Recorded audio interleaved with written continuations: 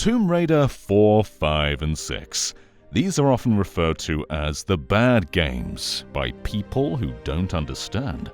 Tomb Raider had that Mega Man problem, where literally every year there was a brand new game, and until Tomb Raider 6 they barely touched the formula. Understandably, people were growing tired of the series, especially when 4, The Last Revelation, was framed as the series finale, only for Chronicle to then release the following year. It needed a shake-up, sure, but are they actually bad? Well, I'd go as far to say that The Last Revelation is the best Tomb Raider game. Not out of these 3, but out of all of them. It has the coolest setting, it's more structured than pretty much any other game, it's mechanically as rich as the saga gets, and I think it has the most compelling story in the whole series. You do have to be able to tolerate old Tomb Raider though, and I think anyone can if they're willing to go through the learning curve. The remastered developers Aspyr give all these games their original tank controls, but also a toggle to switch to modern ones, where Lara basically moves where you push the analog stick. And that may sound better, but these are ultra-precise platformers, and the rigidness of tank controls are actually a massive help. You can pull off some really cool acrobatics, but patience is a key part of it. Lining yourself up is just better with tank. And that's not to say don't touch the modern controls, they have their own merits, but I'd recommend playing the games as they were designed. And for the most part, I'd recommend playing them how they were designed to look too. The Last Revelation in particular has some really dark lighting with modern visuals. There's times where you literally just can't see anything. Wall murals are completely lost. Seeing where you're going isn't always a thing you can do. And did you know there's a ledge right here? Like, look, there it is.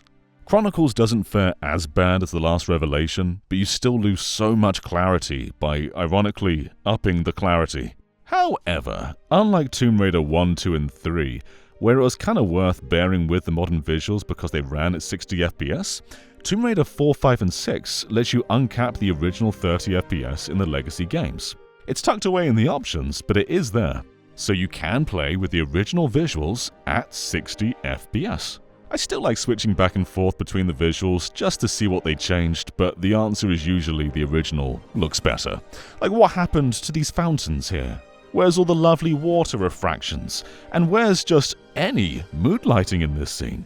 But it is cool the remastered visuals are there, and the modern controls. It's great for those who just can't stomach an old-looking or old-playing game, although, with a bit of tolerance, I think you have it in you.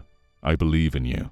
But for me, playing the originals in widescreen, HD, at 60 FPS is great, and there's even a quick save and quick load option too, which is a total blessing. You've got to press minus and click in the right stick to save anywhere, which is a bit awkward, but I can't think of a better way to do it. And to load, you press minus while clicking in the left stick, which is even more awkward, but still, you can make some very quick fixes.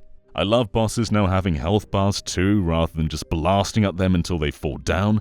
They've done quite a bit to improve this trilogy from the previous one. And of all games, I'm glad The Last Revelation gets to benefit. The Last Revelation, 60 FPS, HD, quick saving, that's all I want.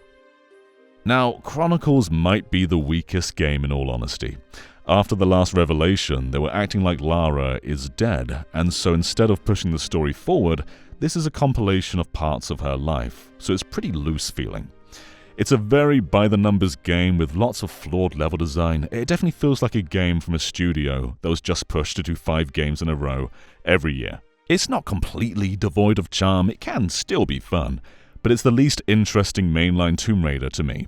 Which brings us to what's quite often called the worst game of all time. Tomb Raider, the Angel of Darkness, and frankly, the most interesting part of this package. How often do developers get a chance to touch up a bad game? But first, let it be said, I know Angel of Darkness does have its share of fans. Some of you might be in the comments. It's a crazy ambitious game with a mountain of cut ideas, and interestingly, they actually restored some of them in this version. This is the PlayStation 2 version here, and right at the start, nothing happens here. You just keep running. It's normal. On Switch, however... Shall I go straight on, or climb that ladder? They've restored quite a bit of cut dialogue. It's not like it's everywhere, but areas that had poor pathfinding before are improved a fair amount. The context gets improved too. Like, there's some parts where Lara's outfit just changes between load screen, and she comments on them now, whereas in the past it was like why have you changed, Lara? But if you've played Angel of Darkness before on PlayStation 2, you know that this game is tied together by string. I didn't do anything but die in the opening minute, and I'm being plagued by endless screams.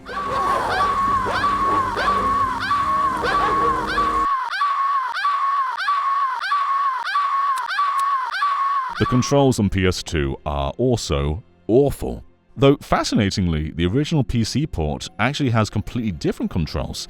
That game plays just like the original Saga with tank controls, but on PS2 they changed it to analog at the last minute, and it clearly wasn't designed for it. These controls are so slippery, imprecise, and just bad. This time around, you've got tank and modern, just like the other games, but neither of these are the PS2 controls. I would have liked to see them in here, just so people can know what's being improved, but these two options are both fairly good. Modern is more of a refinement of what PS2 had rather than a complete replacement. There's still a rigidness to it. Sometimes you push the stick and Lara just turns but doesn't move immediately.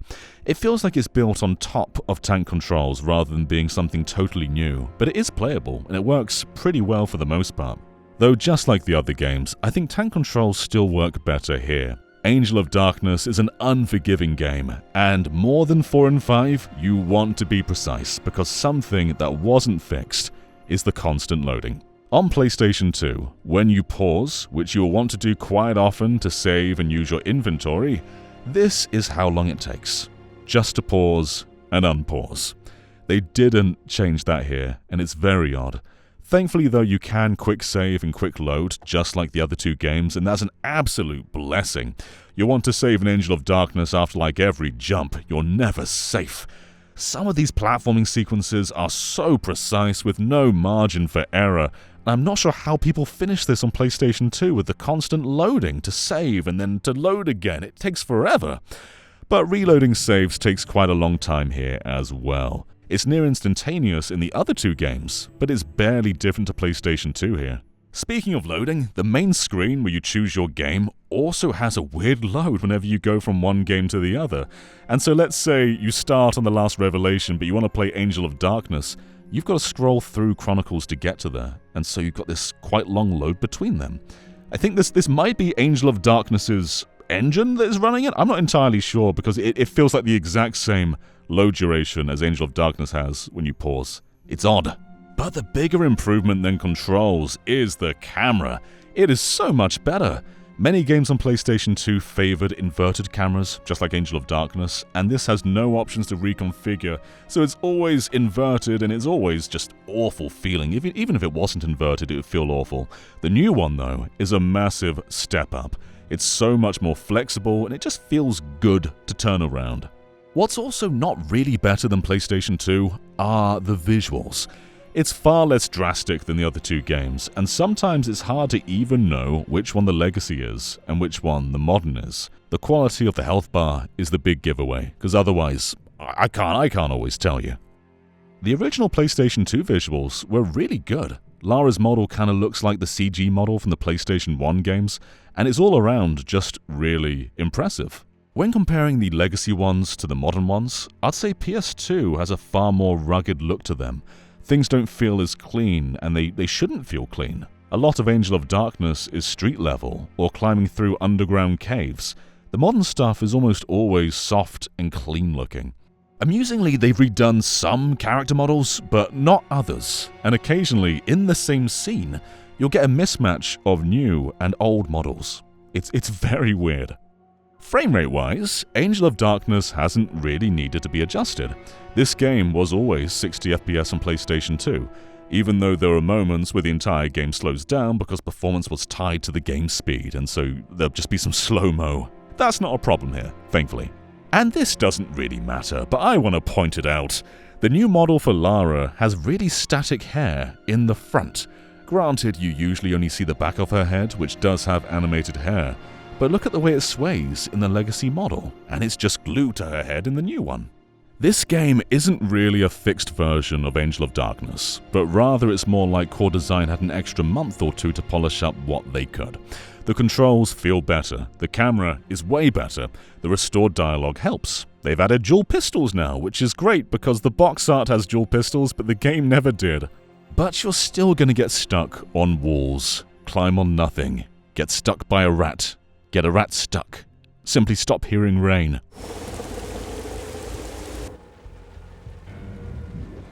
And I really wish they added autosaves when entering new areas, because while quick saves are great, you can still screw up your playthrough. If you save somewhere where you're about to die, there's no way around it, you've just lost the game. But despite its problems, Angel of Darkness was a massive project, and it tried a ton. There's completely street-level areas where Lara goes around talking to NPCs, like this very important man here. Leave me alone, I'm busy! Leave me alone, I'm busy! This was meant to be a place you return to throughout the game, but that was a cut idea. You only really go here once.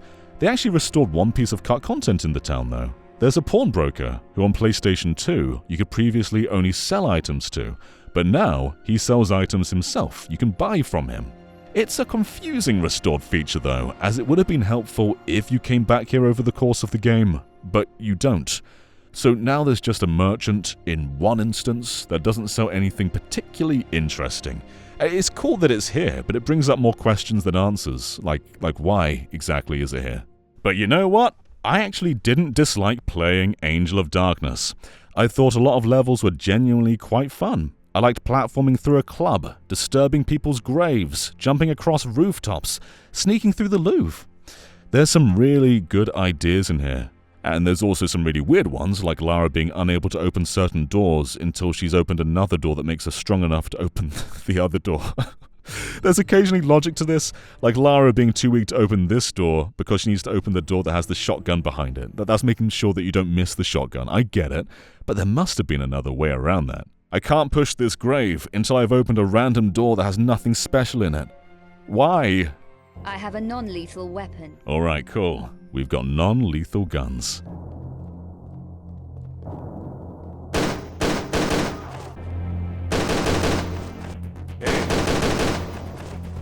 There was so much blood. Angel of Darkness is still Angel of Darkness, but if you ever saw a glimpse of joy in what it did, I think you can enjoy it. It's not always good, there are some horrible sections like platforming across here, but there's also some really memorable and iconic moments that it doesn't really get credit for. They didn't fix a bad game, but they sure made it more inviting and more playable.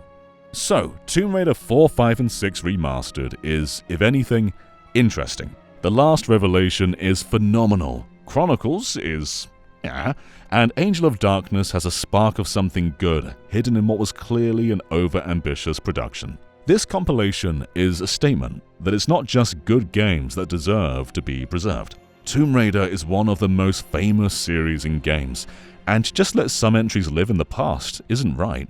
All of them deserve to be carried forward, though to actually make them a compelling purchase, it's best to bundle them with something that is genuinely good, which they did here with the last revelation. Being able to play the original Tomb Raider 4 with all these enhancements like 60 FPS and quick saves makes the whole package worth it to me. And as someone who quit on Angel of Darkness really early on PlayStation 2, I've had a good time properly playing it and actually giving it a chance.